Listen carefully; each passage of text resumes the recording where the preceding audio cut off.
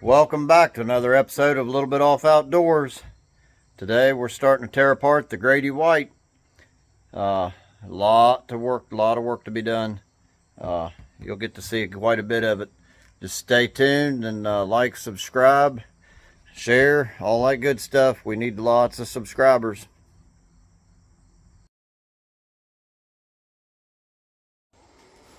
Now here we are, getting ready to dismantle the Grady.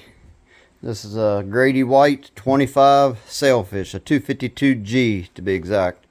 It's a 1989 model. We're pulling the whatever this compressed board stuff is. It's a synthetic.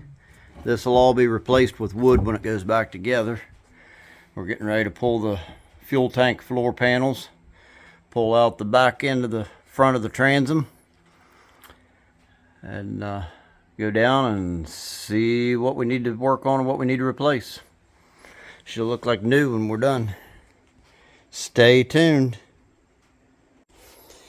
Alright, so here's a little bit of an update.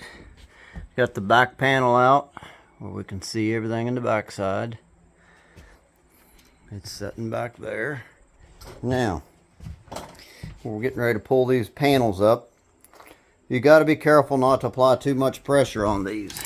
You will crack these floor panels.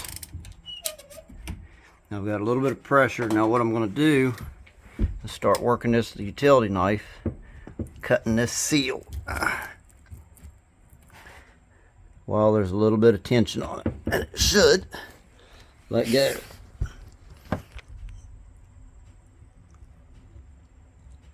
This has already been cut. Just take that utility knife down those seals. I've already cut it probably 5 or 6 times. Just keep cutting and working it.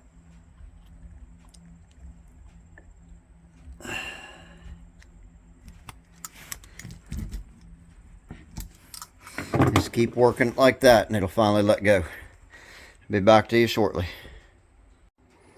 Alright, so we got one panel up. And we're in the process of pulling the second panel. It's just got a little wooden chalk in there. And just gently pull and work your knife around it. Once you get it started, you can go along the end of it with a pry bar and start prying that up just a little bit. This is pretty much all broke loose now. So now we're transferring fuel out of the tanks, trying to get the tanks emptied out so we can pull the tanks. We got a little pump down there running. And we're just using one of the lines off of one of the engines and transferring the fuel. Alright, we got the fuel tanks pulled out. And now we're getting into where we can actually see what we've got going here.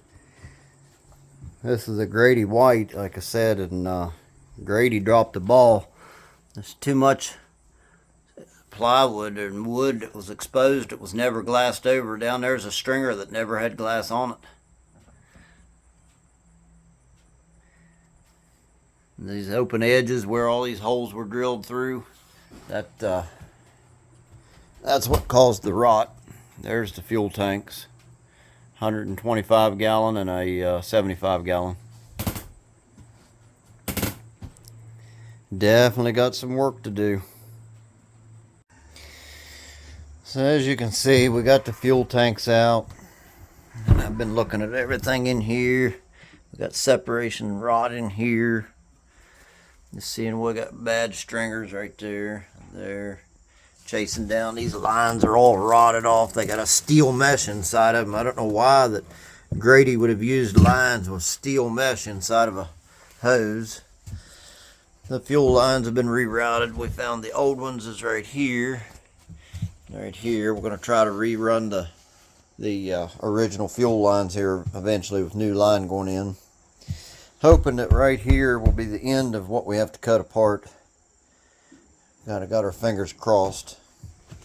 And then you can see down in here, if you can see, we've got everything tore out of here. This is where the fresh water tank goes. There's a little bulkhead instead of steps that goes here. And then a little wall goes down through for the bunk. We went ahead and pulled the fresh water tank, trying to get everything exposed as much as we can. Stay tuned, folks. We got a lot of work to do. She's got good bones, but she needs cleaned up a little bit.